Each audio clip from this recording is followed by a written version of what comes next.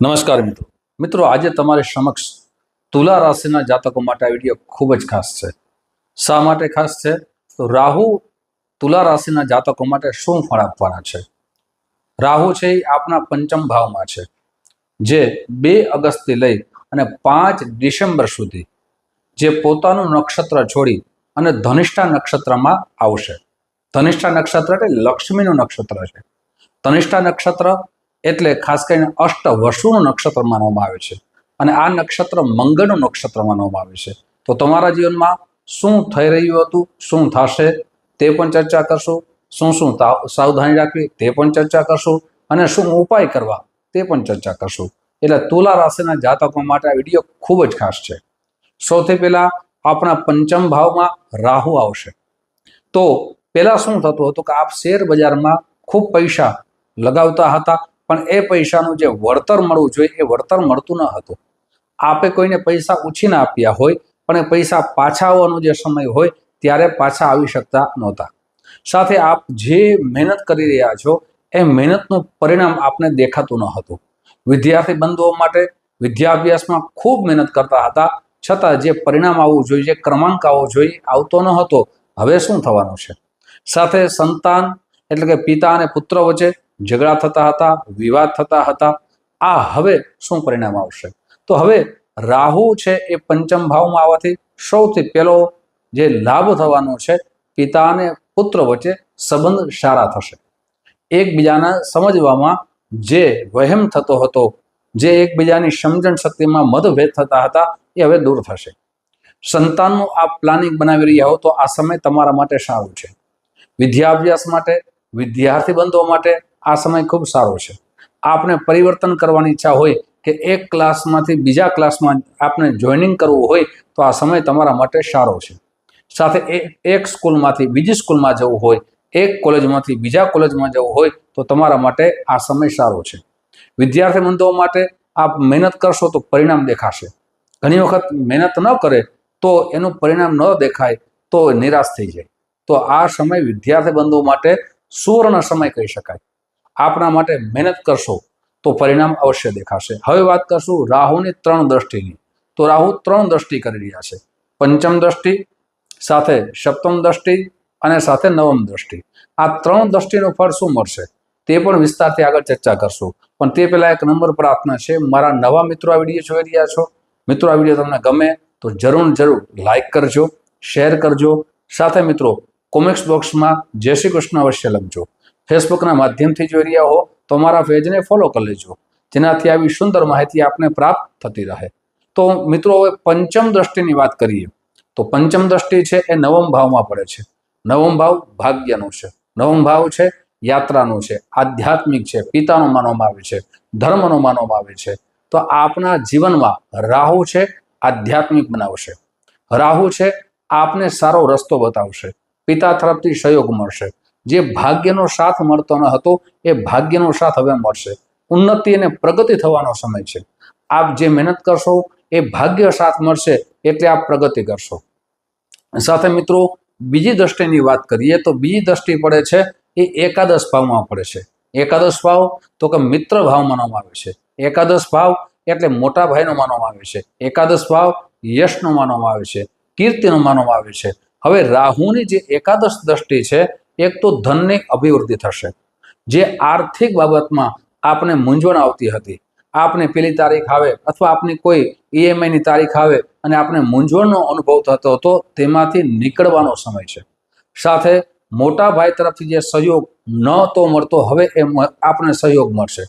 સાથે મોટા ભાઈ સાથે મતભેદ થતા હતા, હવે સમાધાન અને વિચાર એક થશે। આપના મિત્રો તરફથી સહયોગ મળતો ન હતો, એ મિત્રો તરફથી સહયોગ મળશે। આપના જીવનમાં સારા કાર્ય કરશો, આપ યાત્રા કરશો, પ્રવાસ કરશો, સાથે સેવાના કાર્યમાં જોડાશો। આપ સેવા કરશો, દાન પુણ્ય કરશો, સત્કર્મ કરશો એટલે સમાજમાં માન સન્માનનો વધારો થશે, યશ કીર્તિનો વધારો થશે। સાથે આપના મિત્રો તરફથી સહયોગ મળશે। આપના જે પણ કાર્યો અટકી ગયા હોય એ કાર્ય પરિપૂર્ણ થવાનો સમય આવી ગયો છે। તુલા રાશિ માટે આ સમયને બરાબર રીતે મહેનત કરશે તો એનું ભાગ્ય ઉદિત થવાનો સમય આવી ગયો છે।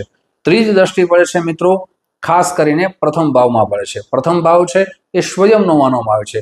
જ્યાં સુધી વ્યક્તિ સ્વયં રીતે મજબૂત ન થાય, સ્વયંના વિચારોનું પરિવર્તન ન આવે, ત્યાં સુધી એ વ્યક્તિ જીવનમાં આગળ આવી શકતો નથી, સફળતા પ્રાપ્ત કરી શકતો નથી. તો આપ સ્વયં મજબૂત બનશો, આપના વિચારો સારા સકારાત્મક આવશે, આપના નિર્ણય શક્તિ સારી થશે. પહેલા આપ જે નિર્ણય કરતા હતા એ સચોટ નિર્ણય આપના માટે સફળતા તરફ જઈ શકતા ન હતા, પણ હવે સફળતા તરફ જશો. સાથે સ્વયં મહેનત કરશો, એ આપના જીવન માટે સફળતાની ચાવી મળશે. સફળતાની ચાવી મિત્રો બે રીતે મળે, એક જ્યારે ભાગ્યનો સાથ મળે અને એક મહેનત કરીએ ત્યારે સફળતાની ચાવી અવશ્ય મળે છે. પણ મિત્રો આ બધું બધા તુલા રાશિના જાતકો માટે લાગુ પડે છે? બધાને લાભ થશે? શક્ય નથી. તો કોને કોને લાગુ પડશે, કોને કોને લાભ થશે એ પણ ચર્ચા કરીએ. તો જન્મ કુંડળીમાં જેનો રાહુ બલવાન હોય, જેનો શુક્ર બલવાન હોય, તેના માટે આ સમય ખૂબ જ સારો છે. પણ જેની જન્મ કુંડળીમાં રાહુ છે, 6થા ભાવમાં હોય, 8મા ભાવમાં હોય, 12મા ભાવમાં હોય, તો એનું પરિણામમાં પરિવર્તન આવી શકે છે. જેનો શુક્ર રાહુ સાથે 6થા ભાવમાં હોય, 8મા ભાવમાં હોય અથવા 12મા ભાવમાં હોય, તો તેને પણ જીવનમાં જે શુભ પરિણામ મળવું જોઈએ એ અશુભ પરિણામ મળી શકે છે. તો સૌથી પહેલા તો આપને આપણી જન્મ કુંડળી જોવી જોઈએ. જે પણ ચર્ચા કરીએ છીએ એ ચંદ્ર રાશિના આધારો પર કરીએ છીએ. દરેક વ્યક્તિઓના જન્મના ગ્રહો અલગ અલગ સ્થિતિમાં હોય છે, પણ રાશિથી બધું આપણા જીવનમાં એક તરફથી થઈ શકતું નથી. જેમ ગોચરના ગ્રહોમાં પરિવર્તન આવે, એના જીવનમાં પરિવર્તન આવે, પણ જન્મના ગ્રહો પણ સારા હોવા જોઈએ. મિત્રો હવે આપણે સાવધાની પણ કહી દઉં. જ્યારે સફળતા મળે ત્યારે 3 વસ્તુ યાદ રાખવી ખૂબ જરૂરી છે. જ્યારે સફળતા મળે ત્યારે સરળતાથી જીવન જીવવું જોઈએ, જેનાથી આપણા જીવનમાં યશ કીર્તિનો વધારો થઈ શકે, માન સન્માનનો વધારો થઈ શકે. બીજું કે આપણે સાવધાની રાખવાની છે આપણી વાણી ઉપર, આપના ક્રોધ ઉપર. જ્યારે વાણી અયોગ્ય વર્તન કરવામાં આવે ત્યારે એ વાણીથી ઘણું બધું નુકસાન થાય. પછી વેપાર કરતા હોય તોય ભલે, નોકરી કરતા હોય તોય ભલે, વિવાદ છે એ હંમેશા નુકસાનનું કારક બને છે. એટલે કોઈના વિવાદમાં ન પડવું, સાથે કોઈની કોર્ટ કચેરીમાં ખોટી સાક્ષી ન પૂરવી, સંગત દોષથી બચવું. સંગત દોષ થવાથી હંમેશા આપણા જીવનમાં ધનનું નુકસાન થાય છે, સાથે જીવનની અંદર આર્થિકનું નુકસાન થાય, પણ સાથે સાથે આપણા વ્યવહારનું પણ નુકસાન થાય છે. તો આ સાવધાની રાખવી ખૂબ જરૂરી છે. હવે આપણે ઉપાય બતાવું છું, એ ઉપાય અવશ્ય કરવો જોઈએ. શું ઉપાય કરવો જોઈએ?